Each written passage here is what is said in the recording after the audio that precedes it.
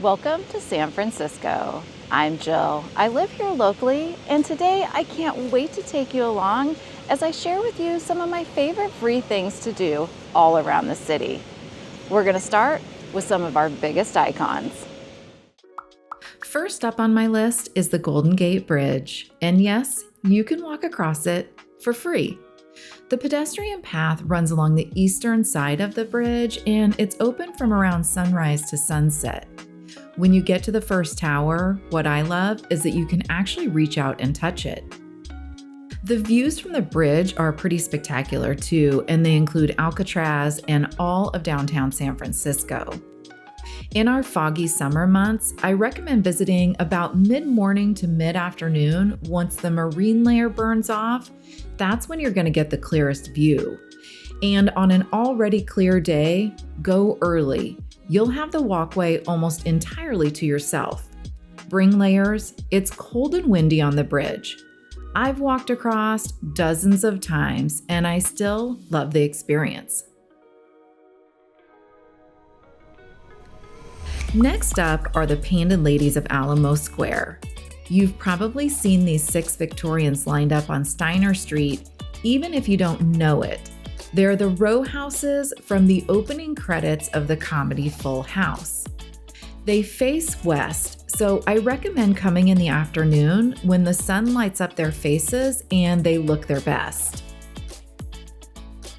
I also recommend walking up the hill in the park for you to get that classic shot, which is the historic houses in the front and the downtown San Francisco skyline rising up behind them, the whole city in just one frame. You only need a few minutes here to fully experience this.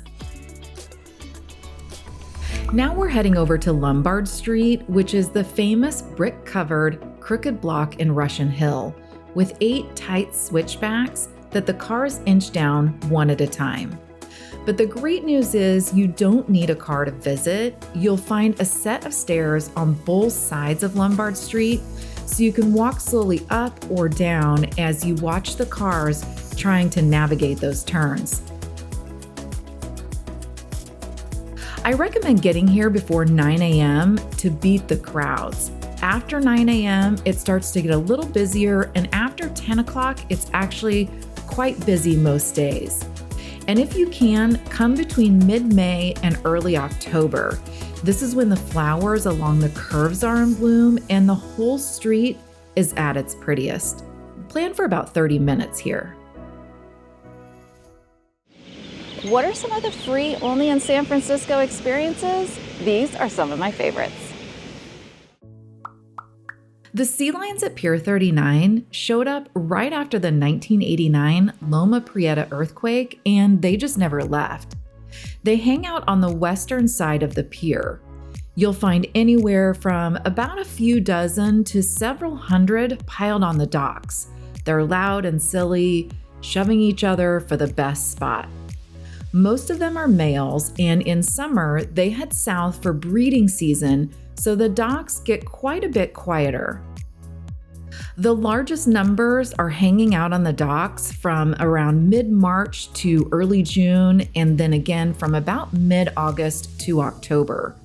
You can stand and watch as long as you like. It's free, and most people spend about 15 to 20 minutes here.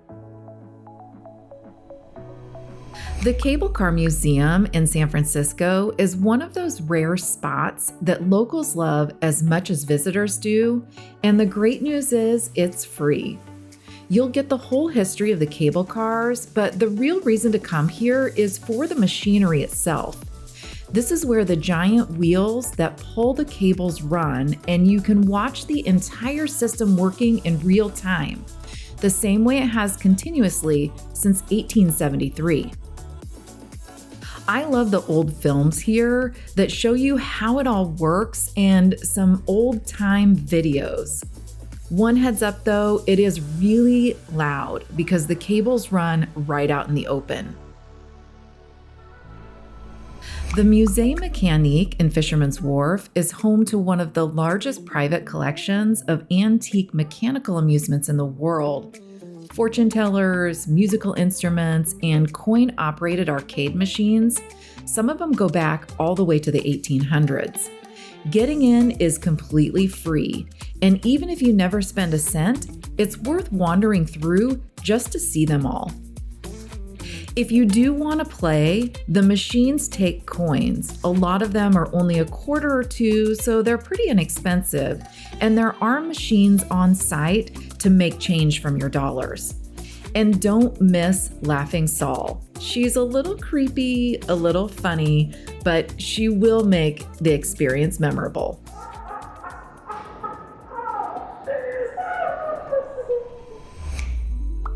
My next stop is the Golden Gate Fortune Cookie Factory, a tiny shop tucked into Ross Alley in Chinatown. This is where you can watch fortune cookies being folded by hand in the same way since 1962. And watching is free, but you can also buy some of their cookies on your way out. I recommend coming right when they open, which is about 9 to 9:30. That will help you beat the crowds and the tour groups so you won't have to wait in line to get in. Plan for about only 15 to 20 minutes here. Now we're going to step inside the San Francisco Columbarium in the Richmond district. This stunning Edwardian rotunda is a final resting place for thousands of San Franciscans, and it's one of the more unique stops on my list. What makes it remarkable is how personal it is. Families fill the niches with photos, mementos, and even sports memorabilia. Each is telling the story of that person's life. The team here does an amazing job, and they have added signs so that you can easily find where the city's most famous residents reside. The signs tell their life stories, and some of them are pretty fascinating. Two quick things to know. The doors stay locked at all times, so just step into the office and ask to be let in. You will need to sign in, but you don't need a reason to visit. You can just casually walk around. It just helps them know who's inside and they can keep it safe. And don't only walk the first floor. Find the stairs so that you don't miss the upper levels. Don't forget to check out the inside of the dome as well. San Francisco is busy with about 3 to 4 festivals and parades almost every single weekend. And honestly, it's where you're going to find me often. I love to listen to the music and sample my way through the food. The standout every year, and one of my personal favorites, is Hardly Strictly Bluegrass, which is every October. Hundreds of thousands of people, 3 full days of free music, across multiple stages in Golden Gate Park, and it's one of the largest free music festivals in the world. A couple of other favorites worth planning around are the Cherry Blossom Festival and Parade in April, and of course Pride in June. The Chinese New Year celebration is another big one with a 2-day festival and one of the biggest parades around. And this is just a small sample, so make sure to check out my events calendar. In the description below, I have it linked so you can easily find it. And this will allow you to check and see what's on while you're here.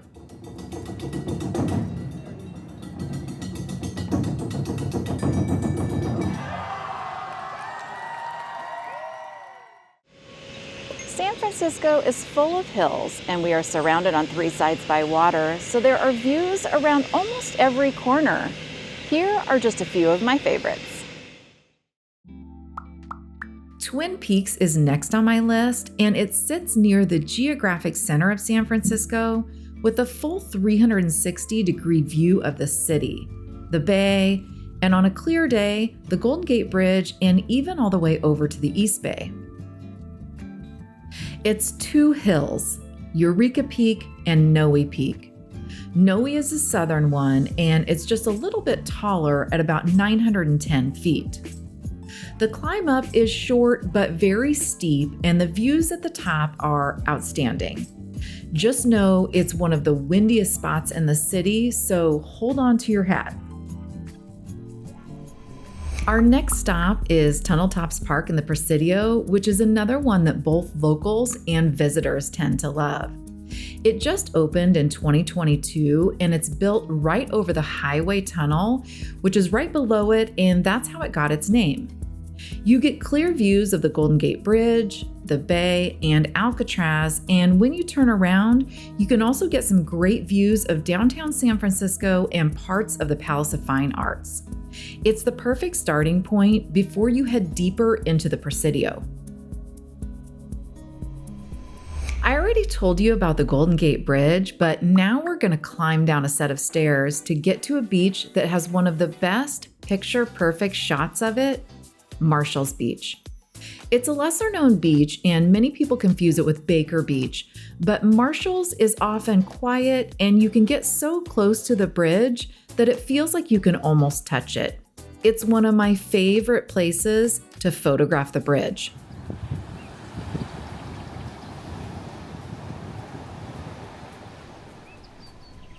My next recommendation is also a local favorite, Mount Davidson, which is the highest natural point in San Francisco at 928 feet.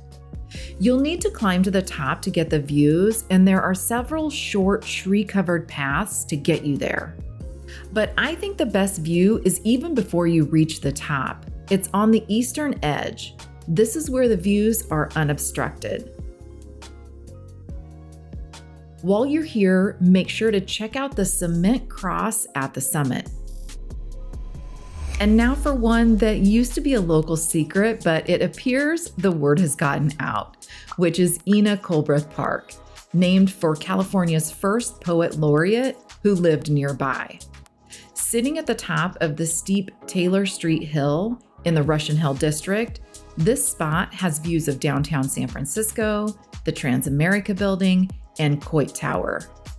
Head over to the small park's southern edge for a quick view of Alcatraz over the next door building. This place seems to be more and more crowded every single time I visit, but it's well worth the climb to check out the views. Now we're going to check out some nature. About 20% of San Francisco is parks and green space, so there is plenty of spots to enjoy. Here are just a few of my favorites. One of the best places to enjoy nature in the city is in Golden Gate Park. It's larger than New York Central Park and is about 1,000 acres. It's known for its paid attractions, but most of it is open for you to roam around for free. You can check out the hiking trails at Stowe Lake, admire the artwork along the JFK Promenade, or even attend one of its many free events. You could spend an entire day here without getting bored. Next up is the Presidio, an old army base that is now part of the National Park System. I actually spend quite a bit of time here because I love to go hiking and finding perfect spots to photograph the Golden Gate Bridge. If you love art, make sure to track down the 4 Andy Goldsworthy art installations. They're scattered around the park and all of them are free to see. But that's not all you're going to find here. The Presidio is packed with history, including the Free Military History Museum at the Presidio Officers Club. Land's End is a trail that sits along the cliffs on San Francisco's northwestern edge. The trail follows a set of old train tracks from the ferries and cliff line that was here in the late 1800s and early 1900s. It was here to take passengers from downtown all the way out to that side of the city. Today, locals love the trail for its sweeping views of the Golden Gate Bridge and the Marin Headlands, and of course, its heart-pumping steps. So where did the Land's End train take passengers on this side of the city? Sutro Baths, and that's our next stop. Only the ruins are left now, but when it opened in 1896, it was the world's largest indoor swimming pool complex. Today you can explore the ruins and the views of the Pacific Ocean. In San Francisco, we also love our art. There's amazing places, both indoors and outdoors, on staircases, and all around the city. This section is some of my favorite places to check out our artwork. You can't visit San Francisco without checking out some of our colorful staircases. The most famous one is the set at 16th Avenue and Moraga in the Inner Sunset. It's a set of 163 stairs that has more than 2,000 tiles. They tell the story from the sea at the bottom to the stars at the top. It's one of dozens of mosaic steps around the city, and you don't want to miss it. Next, we're going to climb to the top of Telegraph Hill to visit Coit Tower. Your visit here begins before you even step inside, with sweeping views from its parking lot. On its first floor, you can admire its historic murals for free. They're painted in the American social realism style. They depict aspects of life in California and San Francisco during the 1930s. You only have to pay if you want to take the elevator to the top floor for the views. The murals are a fascinating look back at life during this time. The next one on my list is a hidden gem, and I don't think it gets the visitors that it really should. The Rincon Center is an old Art Deco post office with 27 large murals along the walls of the lobby. Completed in the 1940s, they depict California's history and were highly controversial at the time. What I love about visiting is that it's rarely crowded. There are also panels that give brief descriptions about each mural. If you want to dive in deep, SF City Guides offers a free walking tour that explains each one. Even though the tour is free, they do ask for some tips at the end. Located all the way out on the city's western edge is our next stop near Ocean Beach, the Beach Chalet. This historic landmark, it has 2 restaurants, but today we are here to visit the frescoes painted in 1936. They show the lives of real people with scenes from around San Francisco in the 1930s. In addition to the frescoes, make sure to check out the beautiful hand-carved banister that leads up to the Beach Chalet restaurant. You don't need to eat here to enjoy its first floor artwork, but if you do, make sure to check out its craft beer, which is brewed on site. Now for one of the coolest projects in progress around the city, the Big Art Loop. It's a privately funded project that plans to install about 100 large-scale works across San Francisco over the next 3 years. Most are along the Embarcadero, around Fisherman's Wharf, the Northern Waterfront, and in Golden Gate Park. Stumbling across them is an experience, but you don't need to wander around to try to find all of them. Just head to their website, bigartloop.org, for a full map. And just know new pieces are popping up every few weeks. The gold rush, the cable cars, the 1906 earthquake and fire. San Francisco is also full of history, and in this section, I'm going to show you some of my favorite spots to learn about it. The first one on my list of historic places to visit plays double duty because it's loved both for its history and its views of the Golden Gate Bridge. Fort Point National Historic Site sits under the southern side of the bridge.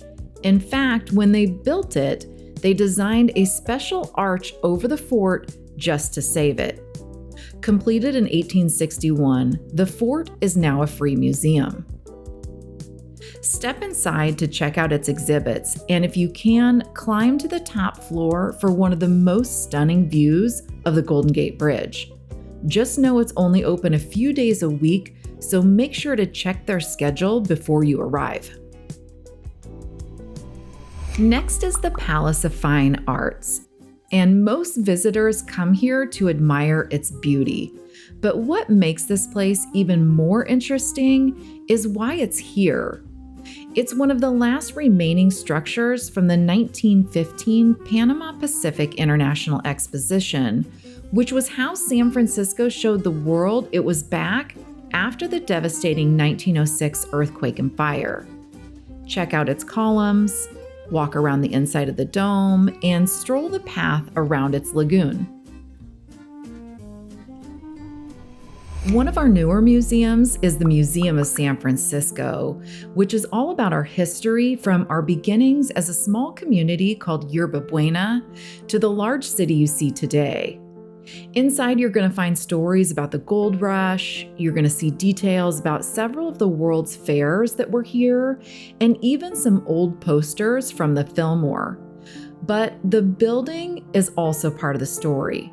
The museum is housed in the first U.S. Mint in the West. Make sure to head downstairs to find out a little bit about its days as the Mint. I'm sure you've seen pictures of the dome of our beautiful City Hall, but did you know that there's a lot to check out inside? Your first stop here should be the Mini History Museum on the first floor. It features some fascinating stories, but my favorite is the head of the Goddess of Progress. This was the huge statue that sat on top of the last City Hall when the 1906 earthquake and fire hit, and the panel in front of it will tell you the full story.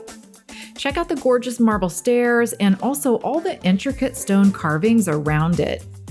You can also roam around City Hall and check out the busts, including the ones for Harvey Milk and Mayor Moscone, who unfortunately faced their tragic ending here.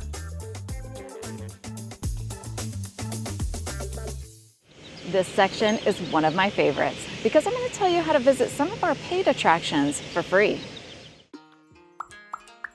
The Japanese Tea Garden is a paid attraction, but if you arrive at the right time, you can enter without paying the $16 admission fee. The garden offers free admission every Monday, Wednesday, and Friday from 9 a.m. to 10 a.m.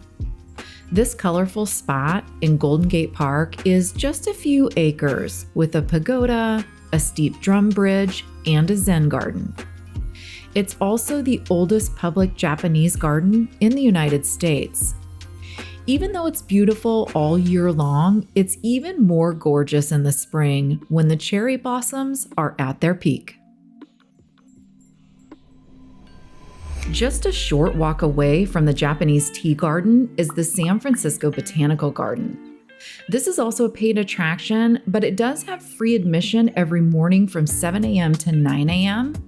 You can also get in free the second Tuesday of every month and select holidays. This massive garden is about 55 acres. It has towering redwoods, gorgeous rhododendrons, and more than 8,000 other plants from all around the world. If you visit from mid-January to mid-March, you are in luck because this is when the magnolias are in full display. What I really like about this stop is that there's always something in bloom, and that makes it different every single time I visit. Many of our top museums also offer a free day once a month, and these include the Asian Art Museum, which is free on the first Sunday of the month. The De Young and the Legion of Honor are free the first Tuesday of the month, and the Conservatory of Flowers, it's also free the first Tuesday of the month. Now, this is just a sample of what you can do for free and some of the museum's free days, so make sure to check out my free museums calendar so that you can see what might be free during your visit. What questions do you have for me today about exploring San Francisco? Make sure to drop them in the comments below.